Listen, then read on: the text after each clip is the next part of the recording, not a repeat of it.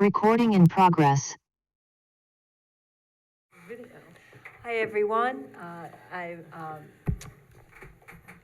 We have a smaller crowd than we'd had recently, so maybe it's a little bit of a quieter night.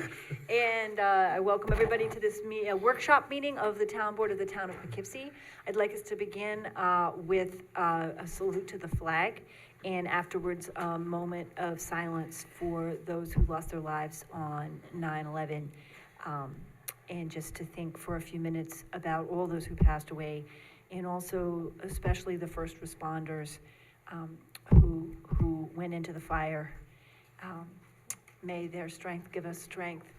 May their faith give us faith. May their hope give us hope. May their love give us love.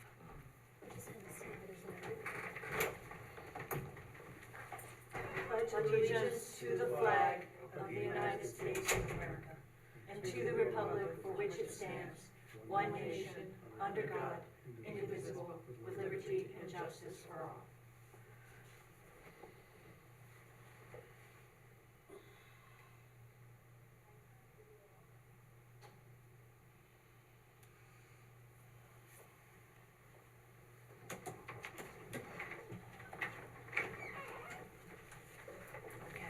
Shall we call the roll? Good evening, Bill Reuter, First Ward. Barbara Laird, Second Ward. Michael Safone, Fourth Ward. Good evening, Ryan Sharp, Fifth Ward. Ann Church, Sixth Ward. Felicia Salvatore, Town Clerk. And we didn't need to have with us the town attorney tonight, so Rebecca Edwards, Town Supervisor. Okay, first thing is to, They can't see the video, Doreen just said. uh-oh, I know, we can't see the video? I did, Oh, we go. that's not good. I did that start video and I hit it and nothing. Oh, yay, Doreen says the seal is up. We saw the seal. Okay, but we're not seeing the video. I think that's just like a slide. Oh, yeah, that's just a marker. That's our profile pic. Mike Welty, can you weigh in on how to do this? Yeah, so if you have the iPad there, there's a button to turn the camera on. And I don't know if you've done Come that. on. I thought you did that.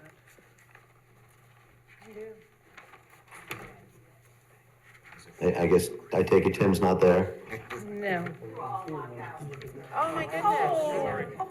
Oh. So Hi, everybody. sorry. I'm sorry. And I Andy. tried that. Oh, sorry. Oh, no. Oh, I'm so sorry. We came in the back door and I didn't realize it was locked. I thought you meant they were in the lobby. You meant they were outside. Just 10 minutes before, so. I don't know how to unlock that For door. a video? Yeah. See if, I mean, I don't know what else it would do. yeah. Yeah, I have that.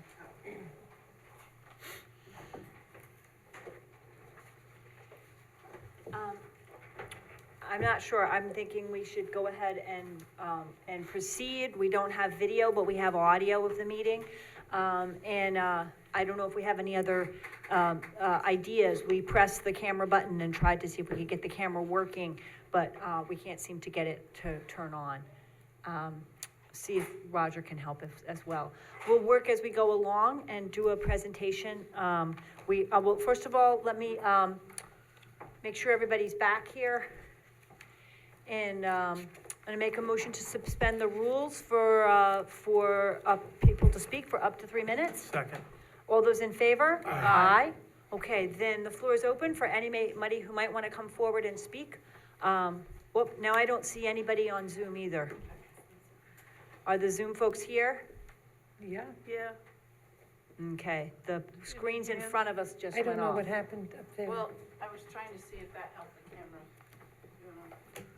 I think the camera's control is on the iPad, so. As long as they can hear us. If they can hear us, I think we can proceed. Hopefully, it's Yes. a fairly short meeting. We do hear you, so. Okay, great, thank you. All right, let me invite anyone first who might want to speak for any item, on any item related to the agenda, for up to 3 minutes. Is there anyone here first of all, in the room who would like to, not the presentation itself, but, anybody who would like to speak on any item on the agenda tonight? Okay, I'm not able to see, on Zoom. Felicia, are Doreen? you able to see? Doreen?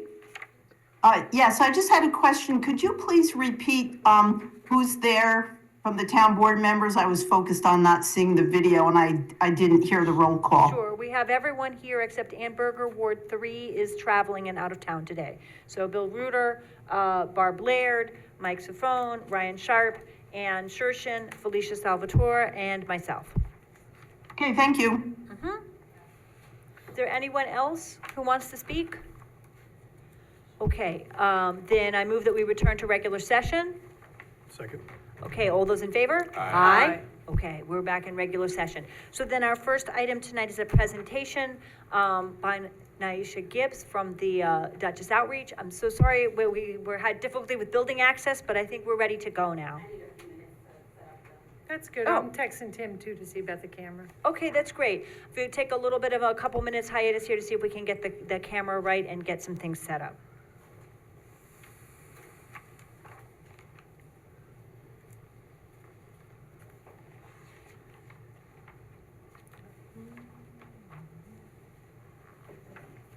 You want to do committee reports while we're waiting? We can, sure. Why don't we take a vote to move the agenda around and do committee reports first here? That's a good idea. Okay, and second, all those in favor? Aye. Okay. Then I believe the Recreation Committee, the Seniors Committee, and a couple of others are gonna, let's start with those. Let's start with Recreation and the Senior Committee, and then I know Fire Advisory and some others are gonna report. All right, so we had a good meeting with Nate, and if everyone has met Nate, he's very energetic. I left the meeting wanting to do more laps and walks around my community because he's such, it moves from him to you. He's passionate about recreation.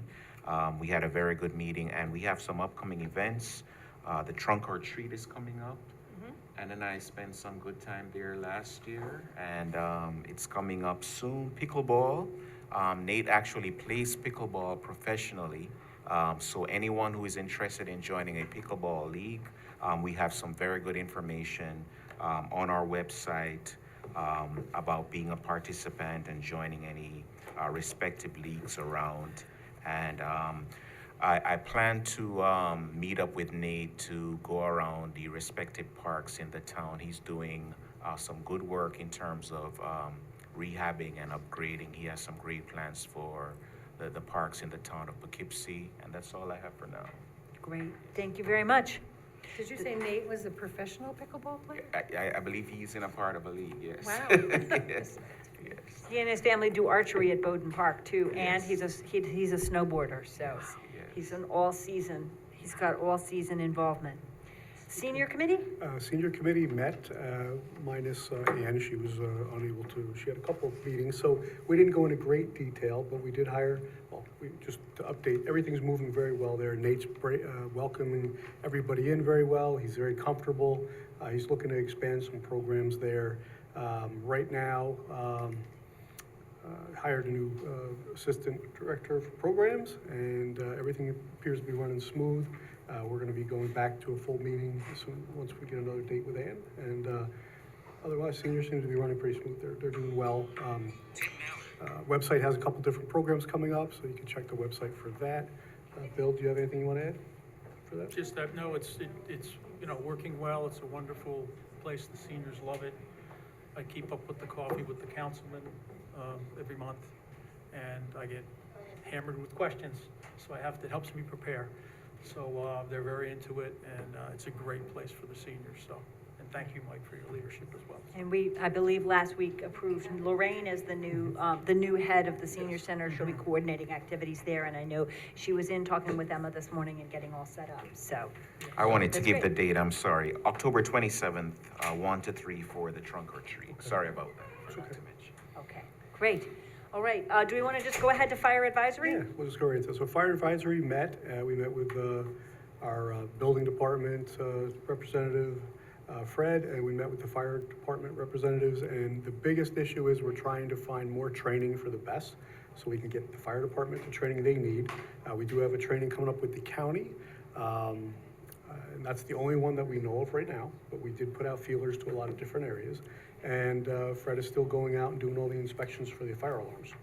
But other than that, that was the two biggest issues we spoke of. And Bill, anything you want to add?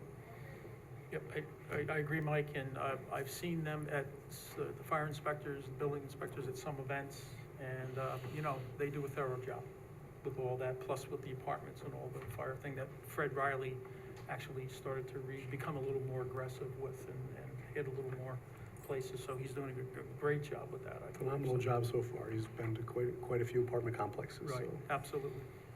Great. Thank Okay. you, Mike. Do you want to appoint, great, Climate Smart, right? Yep. Yes. So we had our September meeting in Climate Smart Task Force. Our minutes for that meeting are posted on the website. Thank you to our chair, Susan Carnes-Hecht, for writing those up. So there's just a couple things, you know, our task force is to work toward, we have a bronze certification, we're working towards silver, but all those steps that we do to get certified as a silver climate smart community is going to give us money through grants. So we've completed our climate action plan, that's up on the website, please give that a read. Remember to stop by Town Hall if you have an electric vehicle and plug that in. To charge your vehicle, you could stop in Town Hall and pay your bills, or you could walk on the rail trail while your car is charging. I just wanted to update you on the grants that are coming in. So we had, we received $15,000 for landscaping equipment. That would be electric landscaping equipment, like electric chainsaws, an electric mower. And we got a CEC grant for a Tier 1 heat pump campaign that we've been doing. 10 people signed up for heat pumps, I think it was 10. And that gives us $15,000 plus another bonus, and that would be used to conduct energy audits to make sure that the buildings are being heated and cooled to capacity and saving money that way. We had an intern over the summer, helped us with green procurement resolutions and litter laws and the EV campaign. And we just wanted to remind everybody that we'd be at the Arlington Street Fair Saturday, September 21st. We'll be there to meet you. And we also hang out at the Farmers Market 9 at Vassar College. And then one last thing, if you're eligible as a HEAP recipient for energy or LIHEAP, you can still apply with Power Market for community solar to save money on your solar panels. Or solar, sorry, on your electrical bill. You do not need solar panels. That's it. Great. Thank you very much. I think that Ann was gonna report from the Yes, the Housing Committee, right? Yes, the Housing Committee, because I've been attending their meetings. So they've closed out the survey they were doing. They had 169 responses, and now they're gonna analyze the data they received, form into 2 groups, and come up with recommendations for the town board about what we could do to increase affordable housing and what housing people are looking for in the town of Poughkeepsie. And then we also discussed the good cause eviction laws.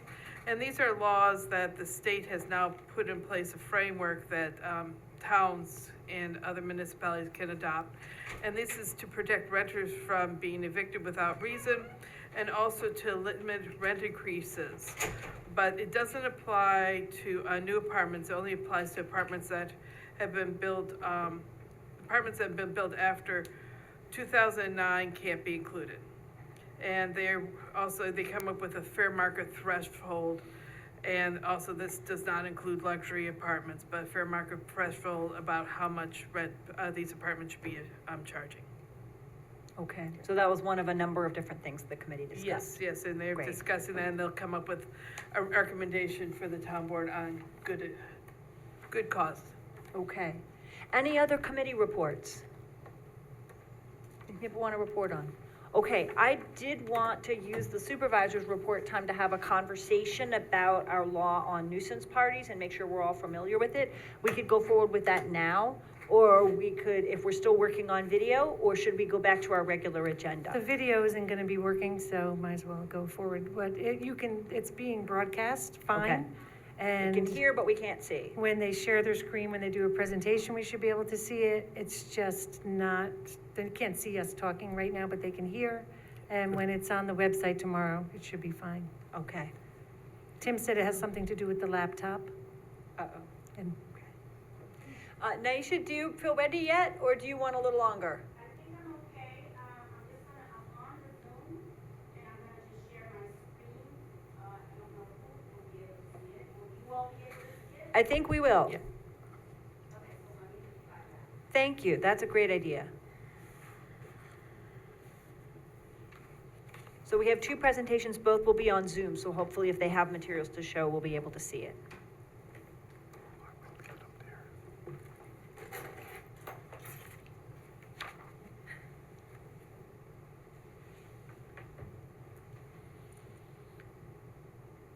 Oh, so you will see it on that screen. We can see it here too. Let me just get to the right. and if you want to sit down, then you could be near the mic as well. Or might be more comfortable too.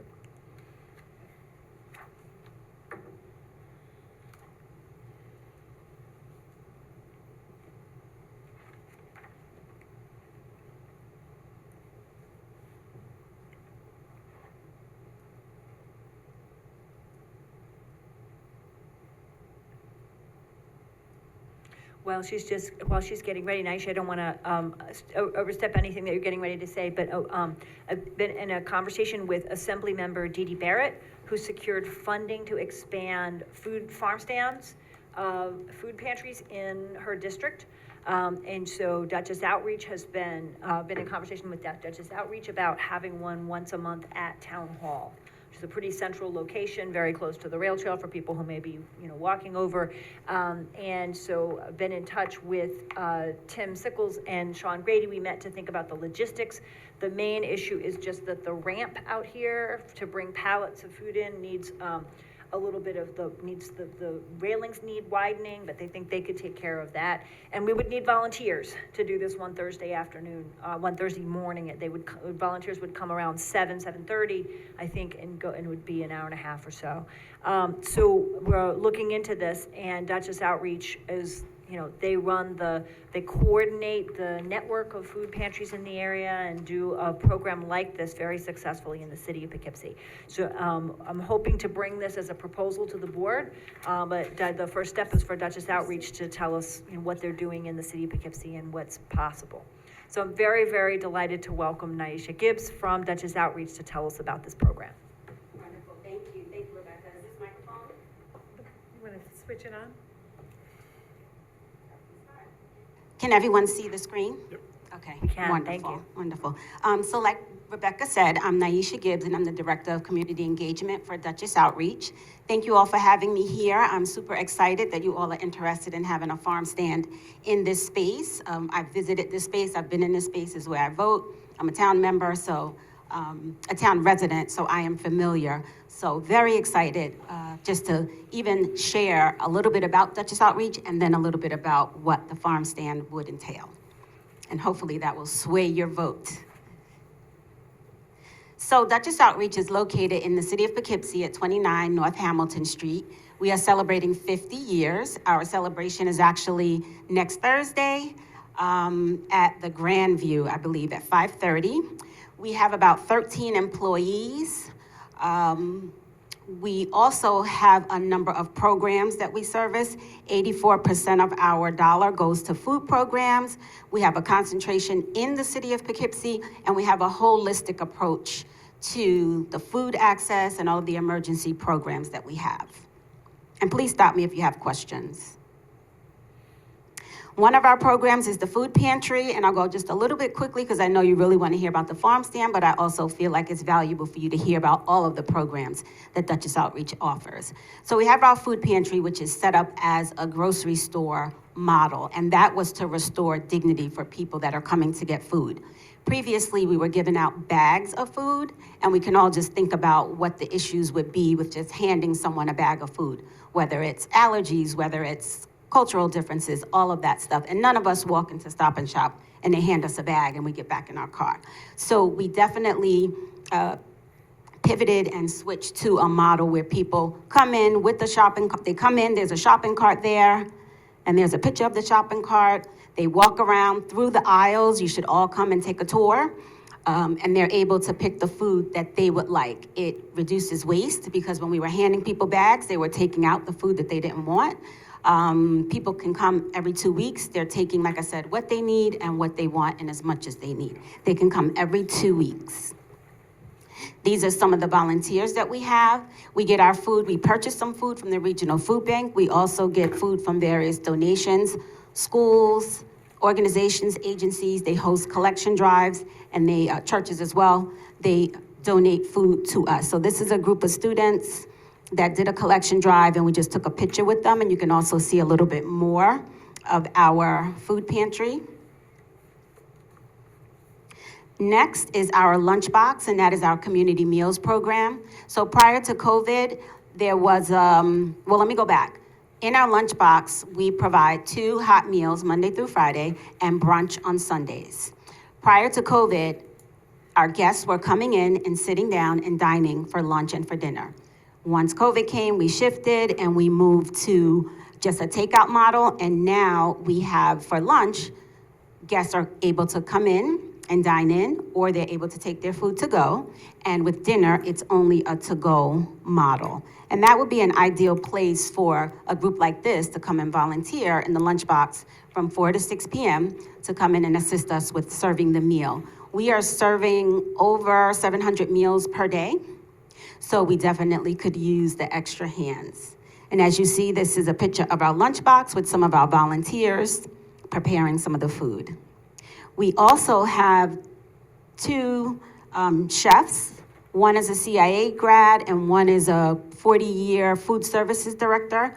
So we have an executive chef and a sous chef, and they are there preparing healthy, nutritionally dense food. We're seeing some of the numbers not only from people that have a need, but also people that have just heard the word around the block is that we are serving delicious food, and they've told us, we don't need the food, but we're coming here because the food is good and I don't have to pay for lunch when I go out to lunch.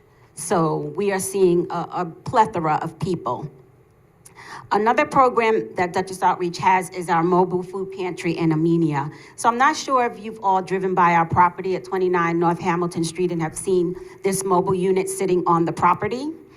Now it's in Amenia because, as we know, there's a food desert pretty much everywhere in Dutchess County. Every place where there isn't access to a supermarket within a certain mileage point.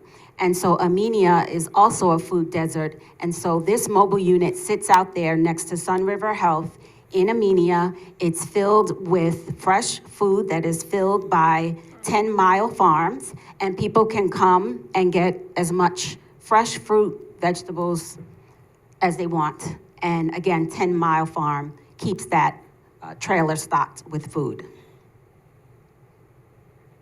Next is our farm stand, which is what you are all here to hear about. And the farm stand is one of my favorites. I started with Dutchess Outreach in 2017.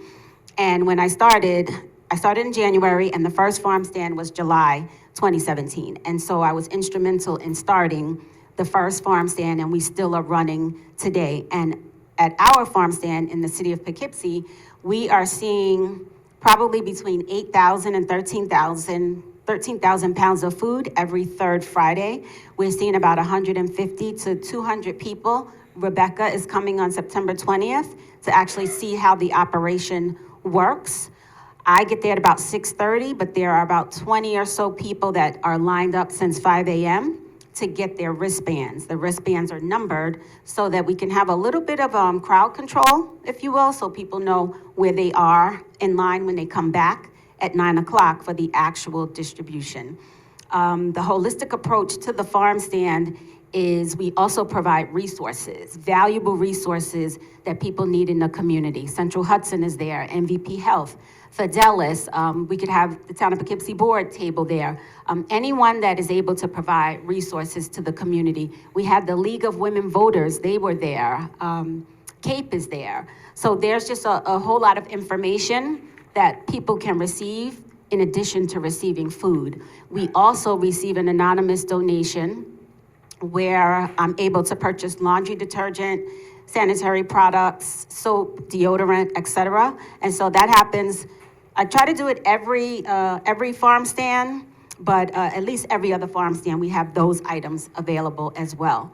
This is the time for backpacks. So last month, we had 2 companies that donated almost 200 backpacks, so we were able to give those out. Bombas, we get socks, and so those donations also happen. So let me show you the pictures. This is the truck. The food comes from the Regional Food Bank of the Hudson Valley, of northeastern New York, and we are no longer at the Poughkeepsie Underwear Factory. We are now in the city of Poughkeepsie at 272 Main Street. There's a beautiful raised landing back there, if you're familiar with the city of Poughkeepsie. So that's where we are right now.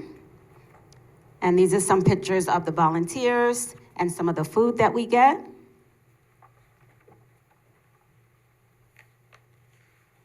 Some more pictures of food. Some of the food is rescued food from supermarkets. Some of the food is some of the ugly fruit that people won't necessarily buy.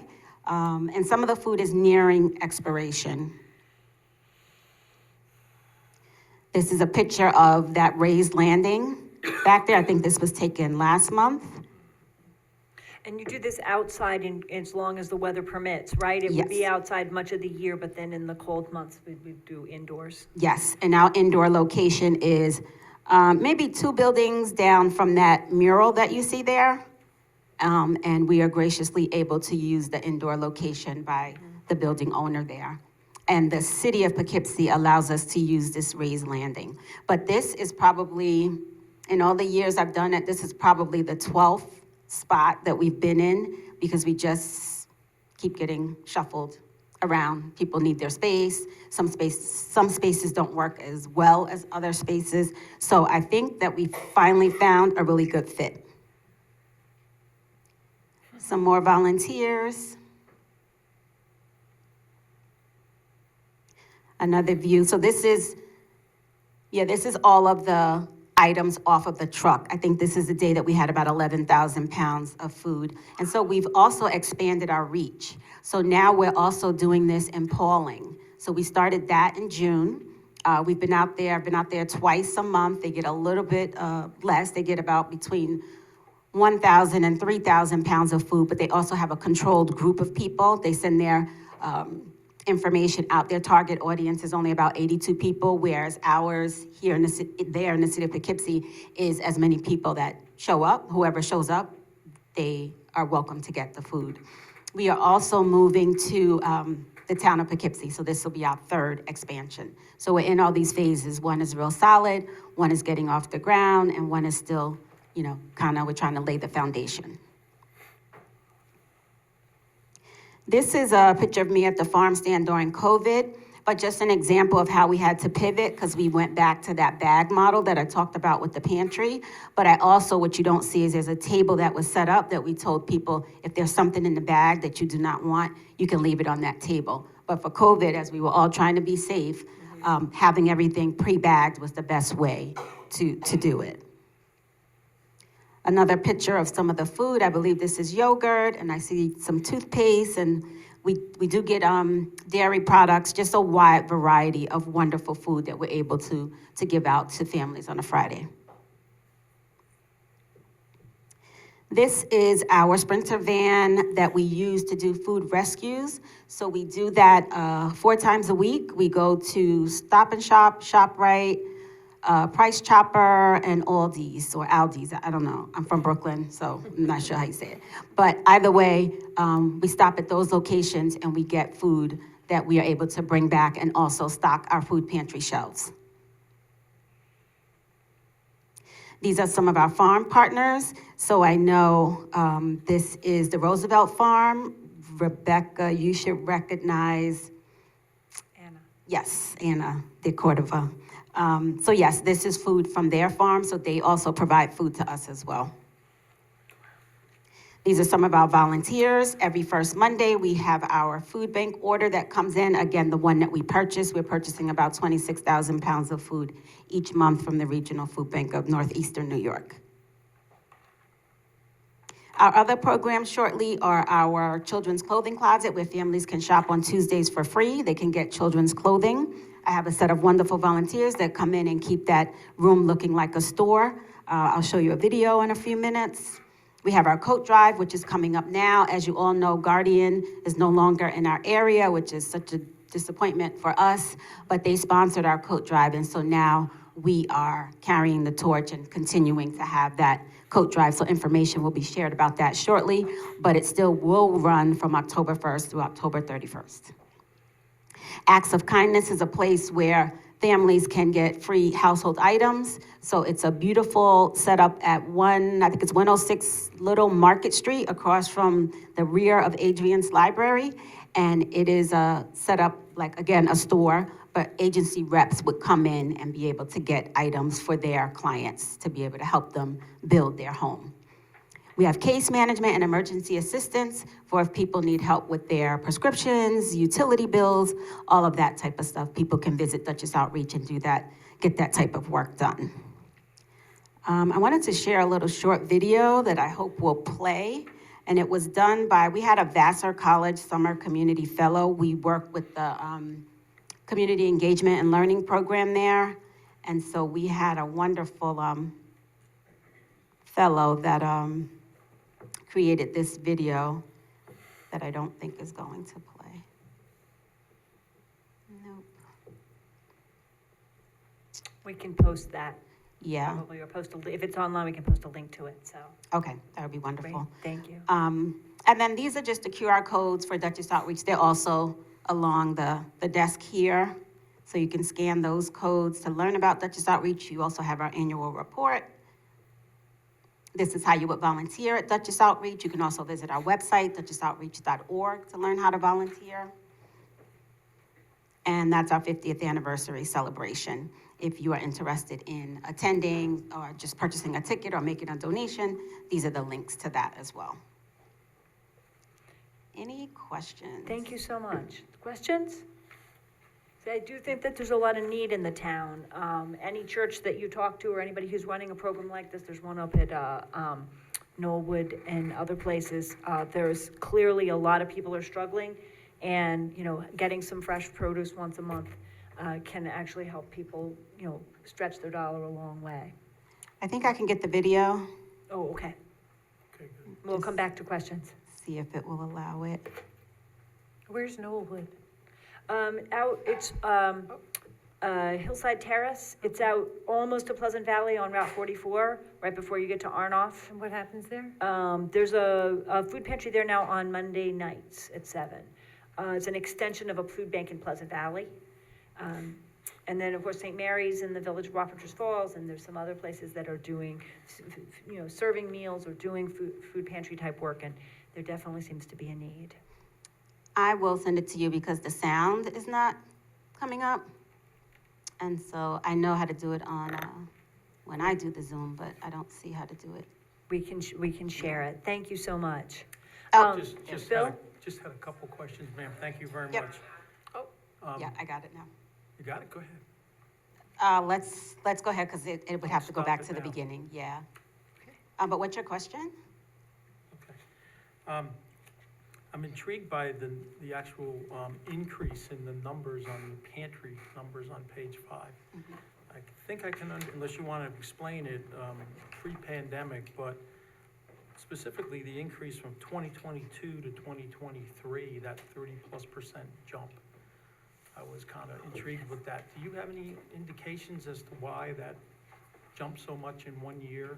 Well, we think it has a lot to do with just the prices of food that has gone up Okay. and the number of people that may not be employed right now. So those are the two, but to have any hard, concrete data, no. Okay. What are your thoughts? No. Oh, I thought you said you had some No, thoughts about it. I had another question, but yeah, my thoughts would be that, maybe an increase in population, but I was thinking the food price and people losing or not being employed in the same capacity that they were, prior to that year. Second question is, where is that beautiful kitchen on page 7? because, if that's on Hamilton Avenue, I'm gonna come out and volunteer to cook. I think On page it 7. is. I think that's Oh, the downstairs that's- kitchen yeah, at the that's our Family kitchen. Partnership Center. Yeah. We Okay. could Looks like sign Bob up to Legacy help in 4 to there. 6 one is, day it if we is, want and to, that's Bob you know, too. to do that. The county legislature used to do that, pick a night, and Okay. people would come and bring items, and so maybe we can pick a night that we will come Yeah. and be volunteers for you. Absolutely, and if you don't want to bring items, you can definitely come and Right. just volunteer, so. Well, the main Right. thing we would need to set up once a month farm stand at Town Hall would be volunteers, right? On a Thursday morning from something like 7 a.m. to 10 a.m. And it is also a really nice opportunity to reach out to those folks with other services too, right? To have, Absolutely. our community policing unit there, to talk with people, to, you know, anybody who might be helpful, to talk with them about issues and that we can help with. Whether Yes. that's other nonprofits, CAPE or whatever. I think it's worth trying as a pilot project to see how it For goes. sure. And I'm hoping that we can get outside. I'm hoping all of the ducks get put in a row so we can be outside because you have a wonderful parking lot. The space is fabulous. For that, this space is fabulous as well, but for our first one, it would be really nice to have it outside, but we will make it work in this space, no doubt. So, just hoping that you all vote to have it here. Yeah, and I just wanted to say, I really appreciate getting a copy of this, because also on page 7 is a picture of my friend Bob I Legacy. was getting ready to announce him. Yep. Yeah, and he just passed away last Friday, Yep. so. He was He- a volunteer in many ways. He is sorely, sorely missed. Yeah. He was a regular volunteer at Dutchess Outreach Yeah. every Tuesday. And We were Yeah. just saying he gave so much to the community in Yeah. so many different ways. so many ways, So many yes. ways. It's a tremendous loss for the community. So, any other questions? Ms. And Gibbs, I'd I like to just cut want to the video. thank you. My daughter volunteered with a few of her classmates last summer, and Okay. she really benefited from the experience. I'm thankful for what you showed students, the importance of giving back, and Yes, she really absolutely. benefited from that experience. Thank you so much. Absolutely. I think we got the video. Do I have some time? Sure, let's finish with that. That's perfect. Okay. Thank you very much. What did I do? Okay, I turned my volume up.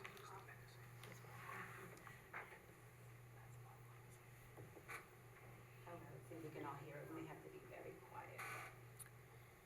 My name is Jada Taylor, and I'm a community fellow at Dutchess Outreach.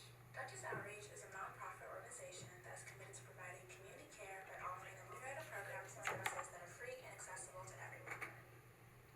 The Lunchbox is a free meal program where they serve freshly prepared meals for lunch and dinner during the week and lunch on Sundays.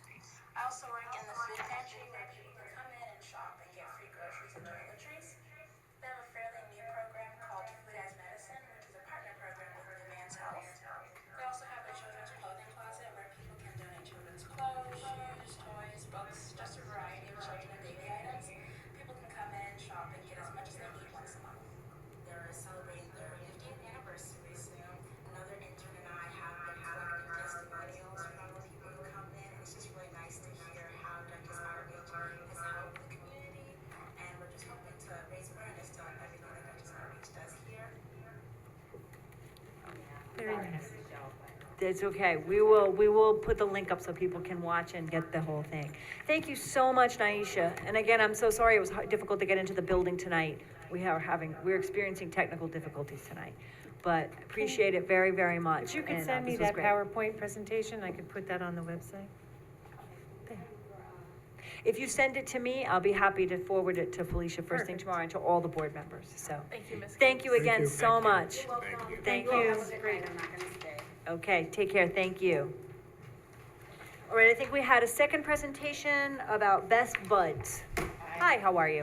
I'm good, how are you? Good. I didn't see you because of the signs. I thought I was looking for you on Zoom, and there you are. Welcome.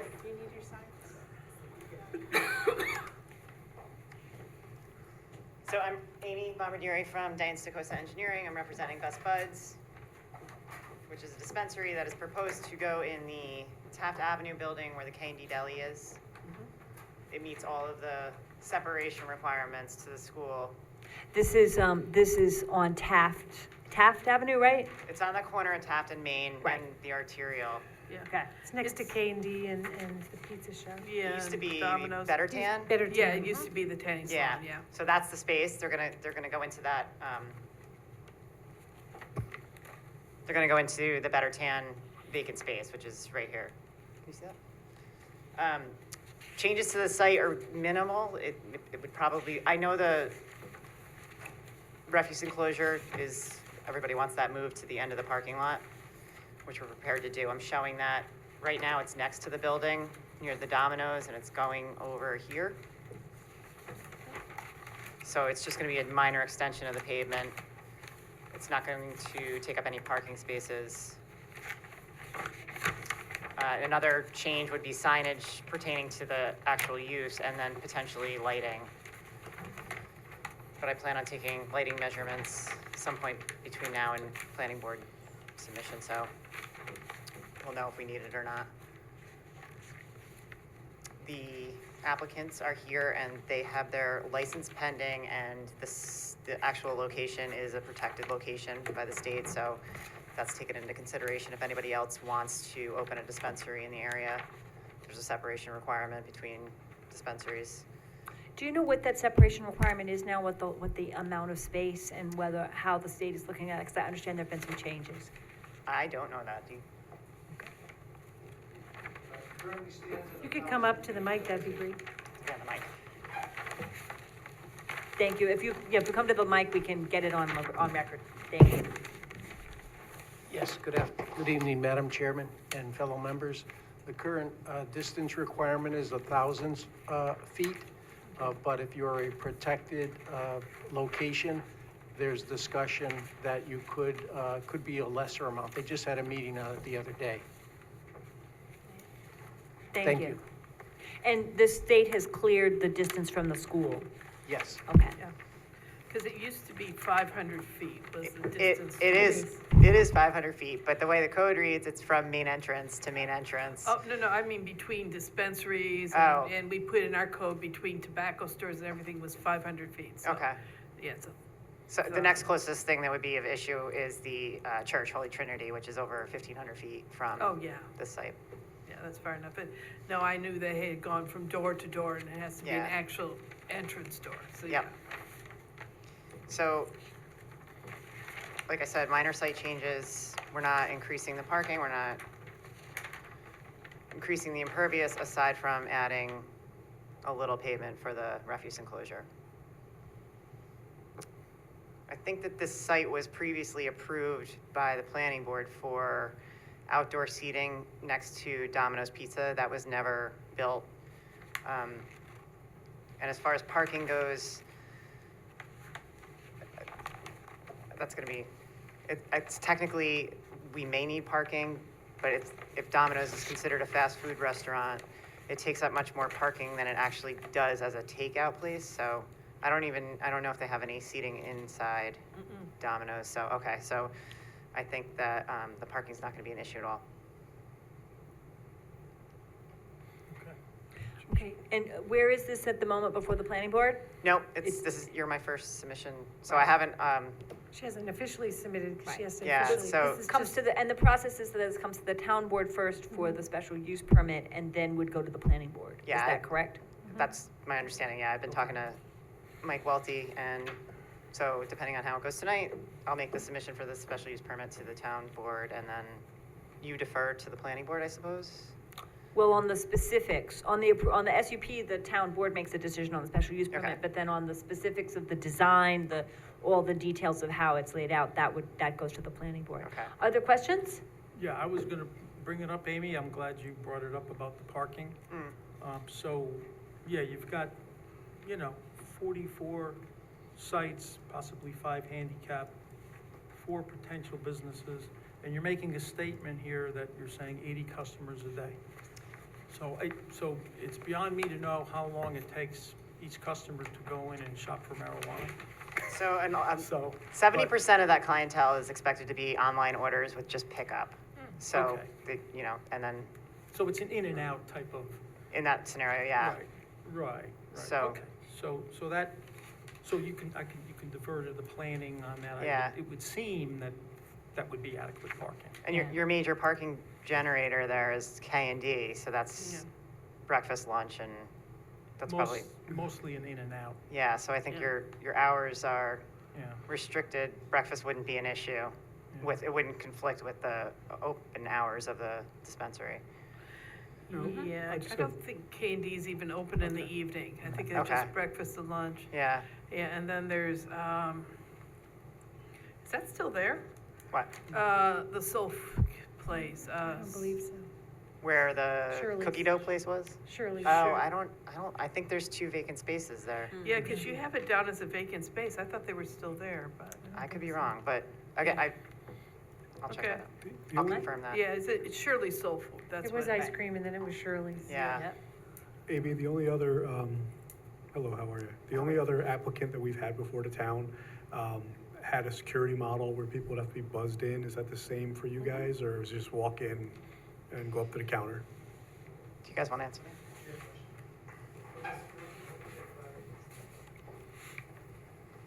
I'm sorry, sir, I didn't hear the Oh, question. the only other applicant that came before us and gave us a presentation was going to have a door that you'd have to be buzzed in for a customer. You just couldn't walk in.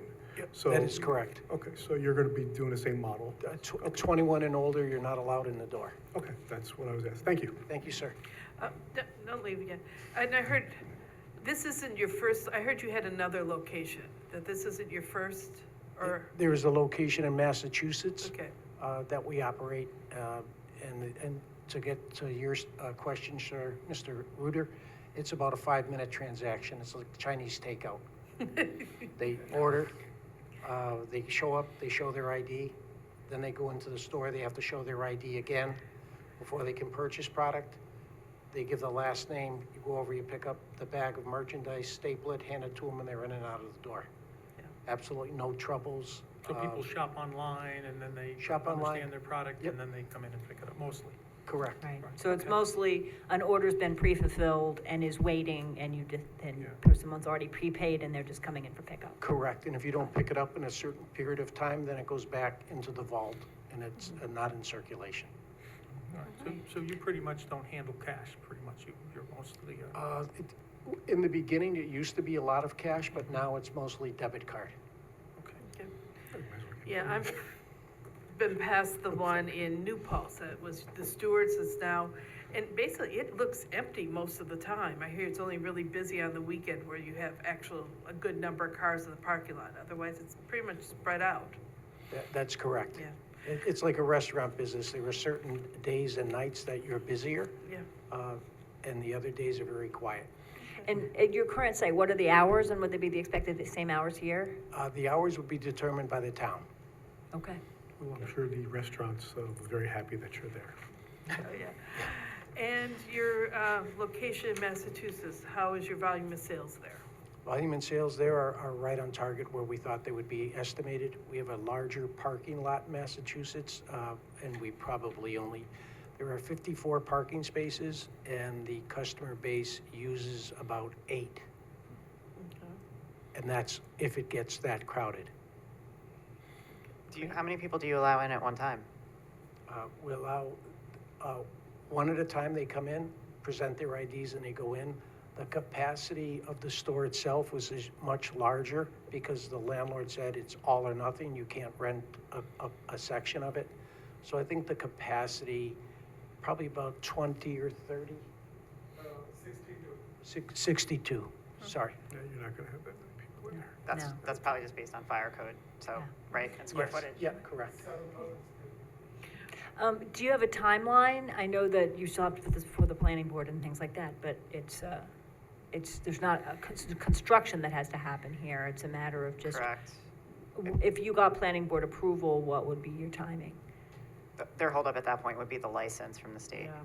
Okay, so you have or have not received your license from the state? We have received a provisional status, I believe, Jay, is that correct? Yeah. Sorry. We get fingerprinted and we are waiting for the final approval. I see. Application is protected, fingerprint is done, and OCM has everything they need, just be waiting for when we're gonna come to the agenda. Understood. That's been a very slow process Very also. slow process. Very slow and They have frustrating a for meeting many people. Yesterday, they only issue 15 license in the state. So Right. it could take, we gonna be on next agenda, probably next month, or it could take 2 more months. Right, But we are in the line. great. Great. Okay, perfect. Yes. Thank you very much. You're welcome. Okay, any other questions? Okay, thank you very much. I really appreciate the you. presentation. Thank you. Thank you. Okay, I had one other issue to discuss under the supervisor's report, which isn't really so much a report as a kind of invitation to a conversation. And this is something I've been working on with board member Sifone. Pass one more down. And that is, we have a nuisance party law, and with a number of us being new to the board, it seemed helpful for us to maybe all review it and understand what's in it. Not necessarily gonna read it now or go over it, but wanted everybody to have a copy and understand how it works and what it does and doesn't do. It depends, the nuisance party, by definition, depends on there being a neighborhood disruption before you can actually call and try to do anything about it, right? You need to have disorderly conduct, excessive noise, litter, refuse, what appear to be alcoholic beverages served to underage, right? Whatever is going on. And then a resident who has this happening in their neighborhood can call and see if the police can come and try to enforce, break up the party and so forth.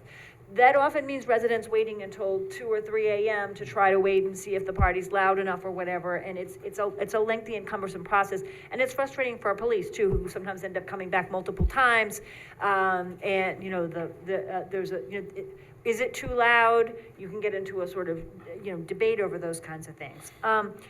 I was distressed last May to discover that there was an 800-person party planned in a neighborhood over by Marist. 3 private houses were sponsoring this together. Originally it was 4, but because of some town enforcement against one of those houses, one of the houses withdrew, but it was 3 houses, and they were proposing to have a party that was gonna, people were gonna start at one house and do a crawl through the neighborhood to each of the other houses. Well, it is possible to call as a nuisance party, when a party like that gets out of control, but it seemed to me that we needed some prior enforcement. To me, as supervisor, it seemed self-evident that an 800-person party that is gonna wend through a neighborhood is not a good idea, and we ought to have some mechanism for shutting that down before it begins. Whether that's concern about public safety on the roads as people move from property to property, whether it's a concern about size. And we've had a conversation about this in town hall now. I've been talking with the legal department. We had another conversation this morning, and I just wanted to bring it to the board for your thoughts, just an open conversation. That might be 2 minutes, it might be 10 minutes. Mike can certainly share some of the things that people are dealing with over in the Fairview neighborhood, which are extremely burdensome. But one of the challenges is, do we think that parties of a certain size, the first one I was confronted with was 800 people, are de facto larger than someone should have on a property of a certain size, right? Is it about a sort of, occupancy of a site, or are we concerned about, or do we feel the nuisance party ordinance really handles it because it names the behavior that we don't want to have happen? So I'm just wanted to use my supervisor's time tonight to sort of throw open the question and have people weigh in. We have one particular neighborhood we're concerned about, but this has ramifications in other parts of town as well, right? Potentially, any kind of enforcement has unintended consequences. So I wanted to just throw the question open for anybody who might want to speak. Yeah, I don't understand why with a party of that size, and they're actually charging for tickets, they aren't required to get a state liquor license. I mean, Cider Mill Friends, we're having a cider tasting, and we had to apply for a 1-day state liquor license, and we had to say where the porta potties were and the layout and everything, and I don't see the state giving them such a permit. We could just simply shut them, get the state shut them down. I think it's at a private home, I think. Cider Mill Friends is private property. It's not owned by the public municipality. It's owned by a not-for-profit. It is private property. Yeah, I think it's when you invite. I'm gonna take notes while we talk about this. I think Ann is exactly correct, because New York SLA has regulations, and they talk about in your home. So if you own the home, and you go and do something, even if you own the home, which they don't, they rent the home. So they have to get permission from the owner. Yeah. Then they have to get an SLA permit, all right? So if they, I guess, there could be a size requirement too, I don't know that. But I know that if they have a sale, So let's say it's a sale of all the food and alcohol you can drink. You know, eat all the food you can eat and alcohol you can drink. That still constitutes a requirement for a permit. So because it's. they're selling it. So the Selling it. difference is the sale, the fact that you're not giving it away, Right, you're right. selling. Because I had an art show So at my what I'm studio, and if introducing we gave is- free wine away, So what that I'm was different. introducing is Yeah. the possibility of the size component as Mm-hmm. well.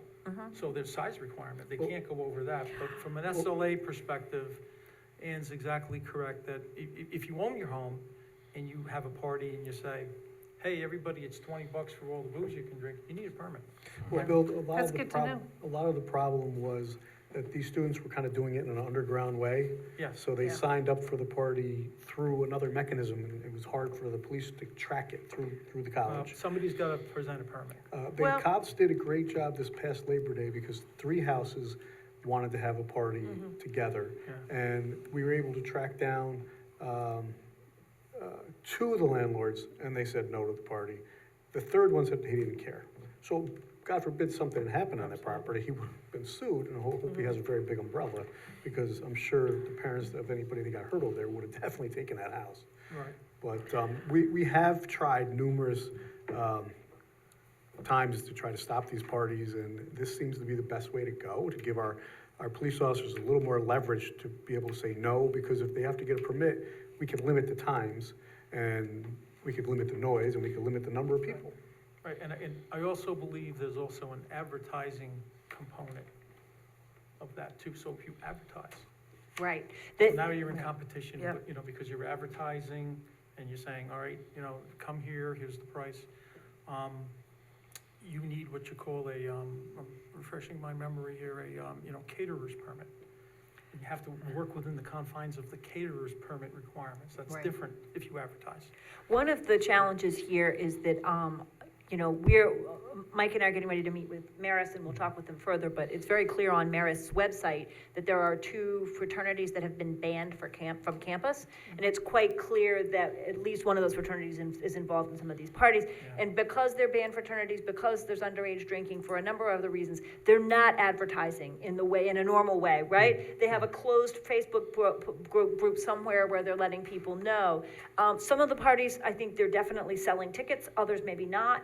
But I think it's definitely worth pursuing the state liquor license, angle, Yeah. among Yeah, others, absolutely. as potential Because I think approaches. too, even if you have like a wedding at your house, it may be required. I really, we need to find somebody at the state that can answer some questions. And what to do if we know it's happening and they don't?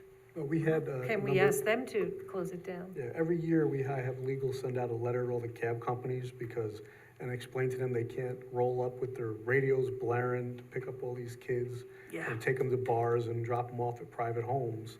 And, you know, but the problem is a neighbor has to get there to get a picture of the cab, hopefully get a plate. Who the heck wants to get up at 1:30 in the morning to grab a camera, to go outside and take a picture of a cab? Right. Because the noise is Right. just emitting from the radio, because they're just trying to be hip, cool, whatever you do, the Right. languages these days, to get the kids in the van. Yeah. So we've tried, we have gone, we need to do something. So anything you guys could think of that would be helpful to shut these down, that'd be great. Is this more prevalent sometimes a year than others? Only when college is in session. Oh, As soon as Marist comes back, that's when the party's at. I remember a number of years ago, Vassar was a little bit of a problem. We didn't have these problems when we went to the president there. Marist College, and I feel very strong to a lot of the people there, and I support that college, but they do not step up when we ask them.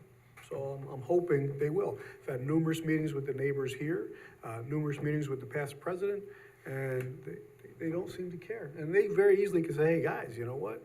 You know, your scholarships, if you have them, could be taken away.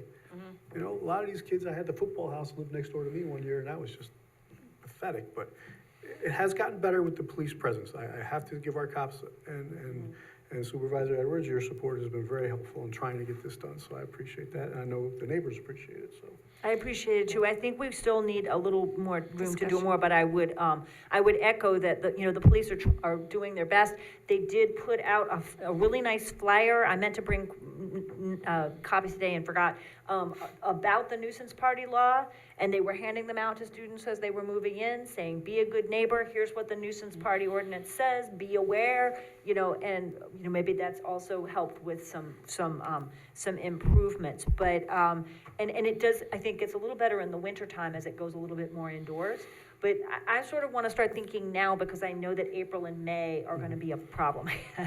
So thinking about what some of the possibilities might be. Yeah, we have another possibility. We could certainly go after these homes as with, I've always wanted to regulate them. We regulate STRs, we regulate short-term rentals. These technically are a version of short-term rentals.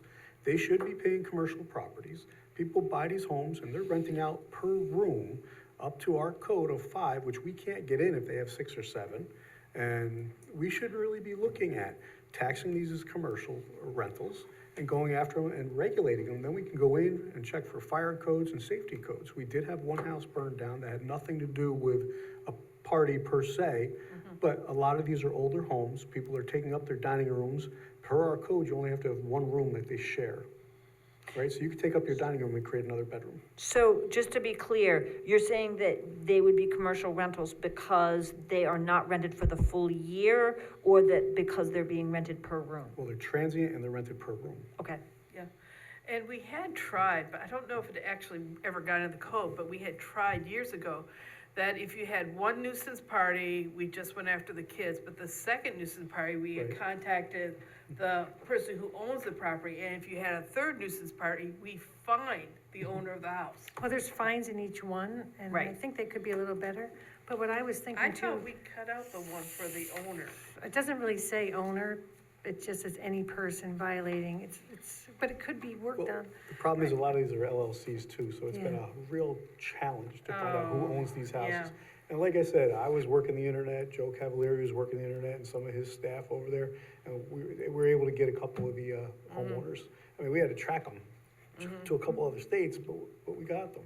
I just want to say real quick, we talked this morning about it, and I've been thinking about it all day, and then when I was driving here, I thought, because in November, I'm gonna meet with Emily to go over the, community events, because there's no, descriptions in there anyway. But I think maybe if we put it somewhere in the nuisance chapter, because to me, at a community event, so like Germania or any other private club, or if they're having something with just members that are invited, it's not really an event, but when you start inviting the public, Yeah. that's when it becomes an event, and that's when you need to come to me. So if maybe somehow or another you can mention, because I wasn't really for having somebody with a party of 50 or more coming to me to get an event permit. Yeah. I just had a party for my 90-year-old mother, and I had 50 people. And I have my house can hold 50 people. It's like a little kind of restaurant in a way. So I didn't think that would be good We're not worried because, about Felicia throwing a party. right, but I mean, You guys but are- that's what would they're happen if they had to get an event permit. But Yeah. if we somehow make it so that it is when you're inviting the public. So if I put up a Yeah. big sign down the street saying, it's almost like I'm opening a little restaurant, which, maybe I'll do someday. They But don't really do that, though. They advertise on, like Rebecca said, on their own private. true, but it would be another mechanism, like Right. Rebecca said, that you could say, do you have a permit when you get So, there? right, Well, so well, there's I'd yeah. make a comment, because you mentioned Germany. If there's an event and it's a member-only event, Yeah. you have to have a license. No, but I'm not talking about, So I'm it's just not- talking it's- about it's event not- right, permits. But it's not like you get to do it for nothing. I mean, you have to be licensed, and that's Yeah. under the confines. Many different kinds of licenses. There's a club license, there's a full bar license, Yeah. many different variations. So to get that license, you have to go, through a lot of steps. So, yeah, I mean, I'd be happy to help. I know an SLA officer and a few people, so if you need some help with that. That'd be great, let me because know. I mean, if you're charging people. That you was should actually have- where I was gonna end, was to say that actually there's some legal questions here Yes. around sort of, what Lots does of- it mean to advertise? Does a private Facebook group constitute public, right? There's a bunch of questions like that. And I was wondering if maybe there might be a couple of board members who'd be willing to work with Emily over this over the next few months and create a little committee.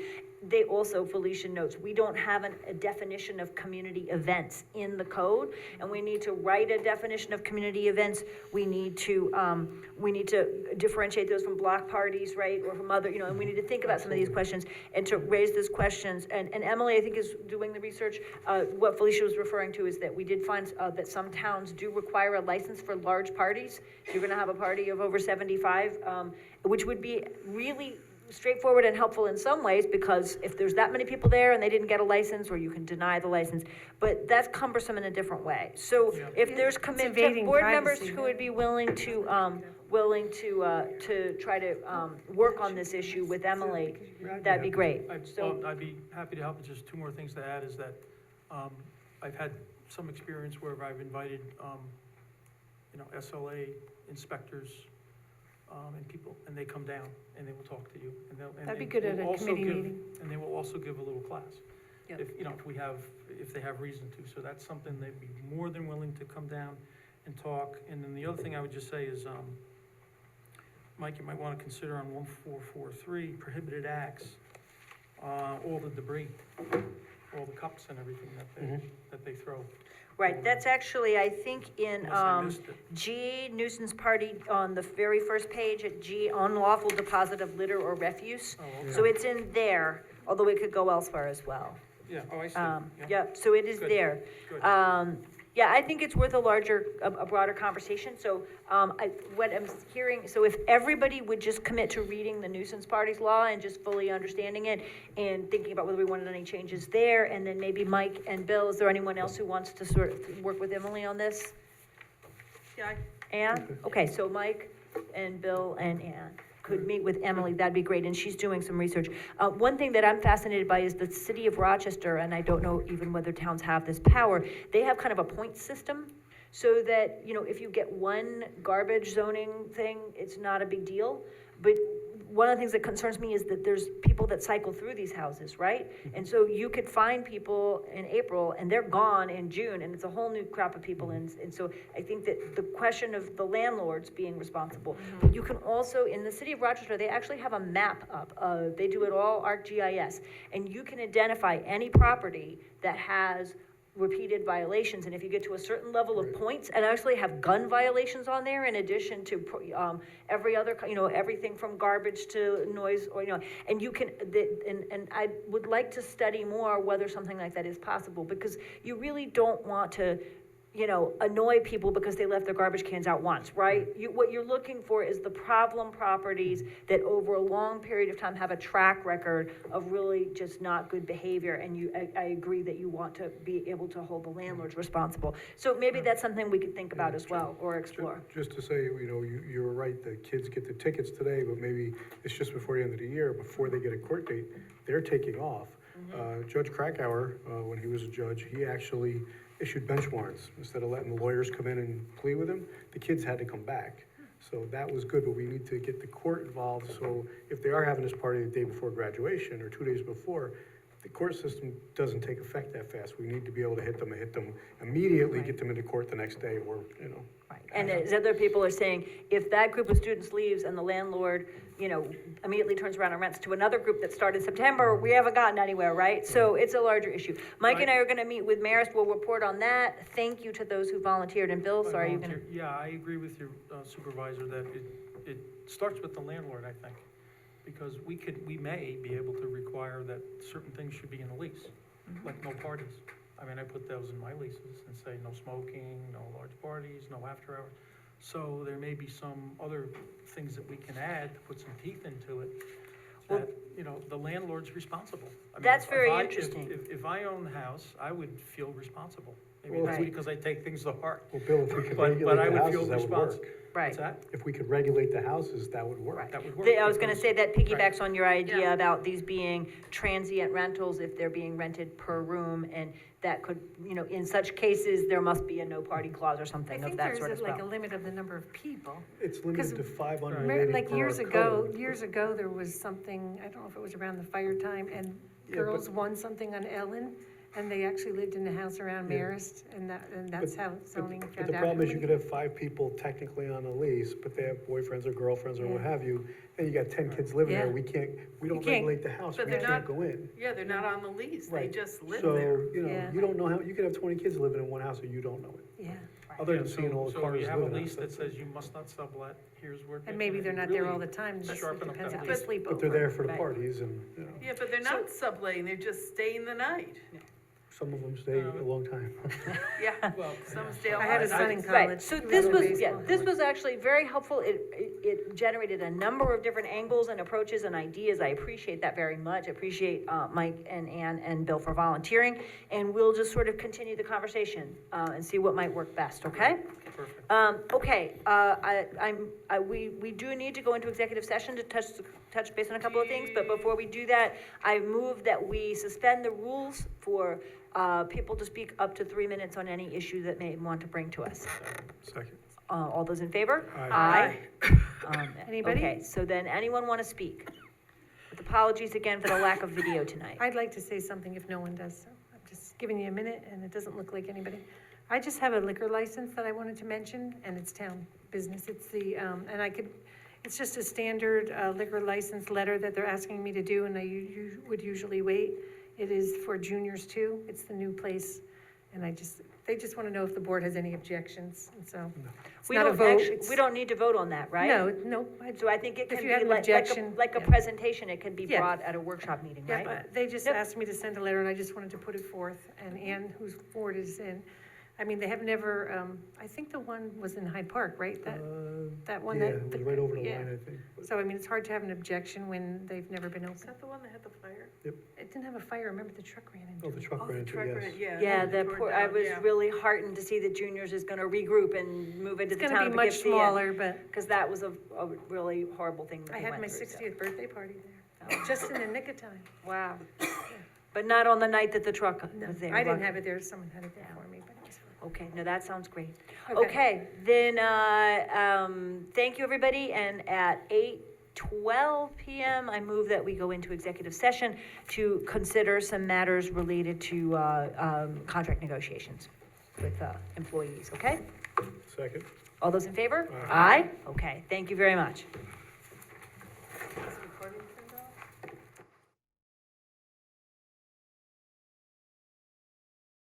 Recording stopped.